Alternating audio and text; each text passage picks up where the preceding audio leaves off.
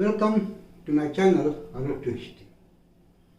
आज की इस वीडियो में फर्स्ट वर्ल्ड वार से जुड़े हुए हैं जो कुछ छोटे मोटे कारण हैं और जो एक इमीडिएट कॉज है जिसने फर्स्ट वर्ल्ड वार को की शुरुआत की, उस पर हम चर्चा करेंगे। सबसे पहले एक और पॉइंट दिया जाता है, खास करके मार्क्सिस्ट हिस्टोरियन के द्वारा, कि इकोनॉमिक मास्टरी की जो एक राइवलरी थी जर्मनी की ब्रिटेन से, इसकी वजह से भी युद्ध की शुरुआत हुई। उनका कहना है कि जर्मनी के जो बिजनेसमैन थे, बिजनेस क्लास के लोग थे, वो चाहते थे कि इकोनॉमिक वर्ल्ड में या इकोनॉमिक के फील्ड में जर्मनी की मास्टरी हो जाए।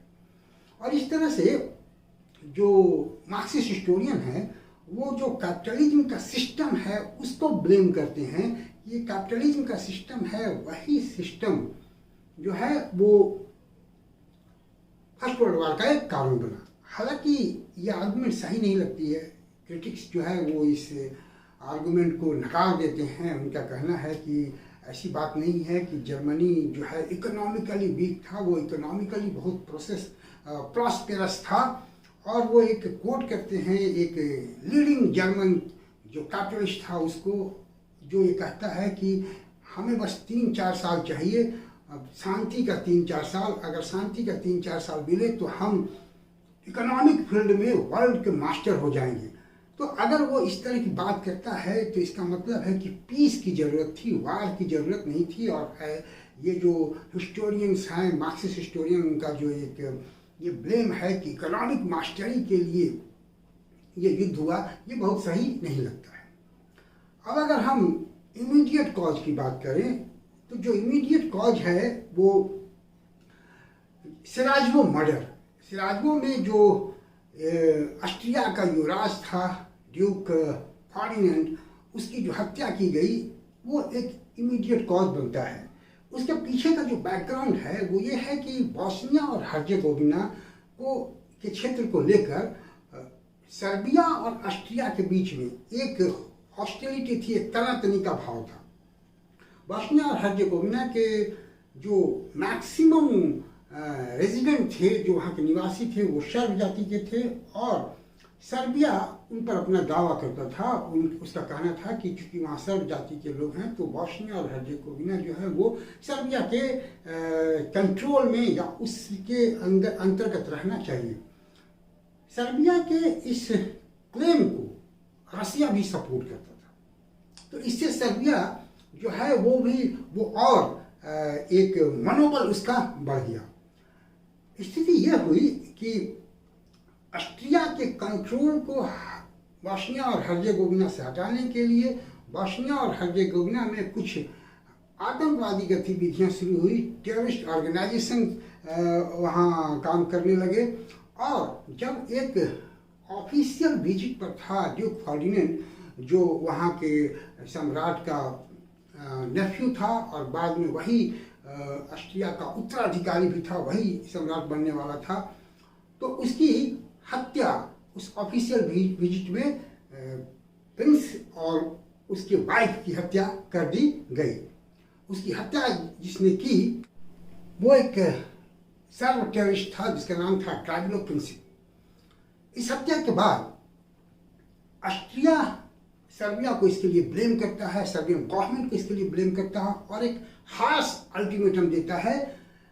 और उसमें यह भी कहा जाता है कि जो इसके लिए उत्तरदायी हैं उनको अरेस्ट किया जाए।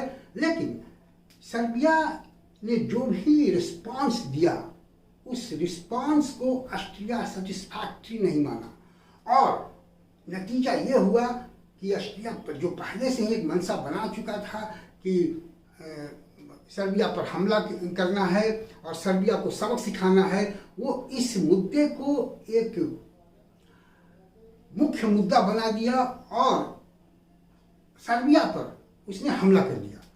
सर्बिया पर जब ऑस्ट्रिया हंगरी हमला कर दिया तो उसका सपोर्ट लेकर रसिया सर्बिया के पक्ष में मोबिलाइजेशन शुरू कर दिया। और जब रसिया ने मोबिलाइजेशन शुरू किया तो जर्मनी ऑस्ट्रिया के पक्ष में आया और रसिया को इसके लिए अल्टीमेटम दिया कि वो अपने मोबिलाइजेशन को डिसबैंड करे।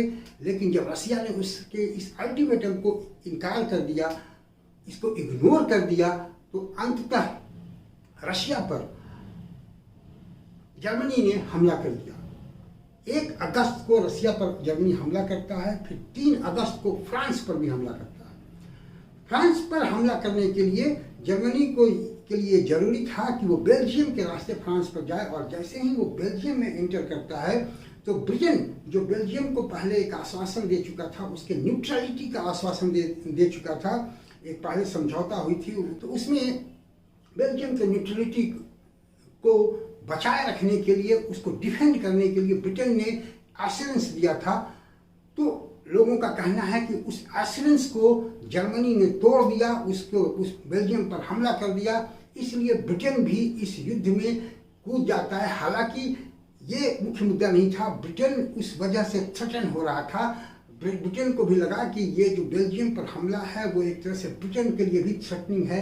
तो नतीजा ये हुआ कि जर्मनी के खिलाफ फ्रांस और रूस के पक्ष में ब्रिटेन भी इस वार में शामिल हो जाता है, और धीरे धीरे दूसरे देश भी इसमें शामिल हो जाते हैं, जैसे बुल्गारिया शामिल हो जाता है, टर्की शामिल हो जाता है, टर्की जर्मनी का पक्ष लेकर शामिल होता है, बुल्गारिया भी शामिल हो जाता है। लेकिन एक आश्चर्यजनक बात ये थी कि जो इटली पहले जर्मनी और ऑस्ट्रिया का मित्र हुआ करता था, उन लोगों के बीच एक अलायंस हुआ था, वो इटली जर्मनी के खिलाफ इस युद्ध में शामिल होता है। तो इस तरह से जो असैसिनेशन ऑफ ड्यूक फर्डिनेंड, जो ऑस्ट्रिया का युवराज था, उसकी जो हत्या सेराजवो में होती है, तो ये सेराजवो मर्डर जो है वो एक इमीडिएट कॉज बनता है प्रथम विश्व युद्ध का।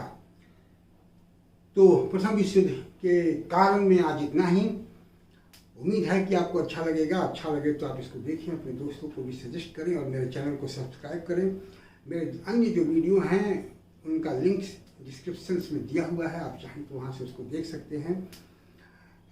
See you again with a new topic or effect of the First World War in the next video.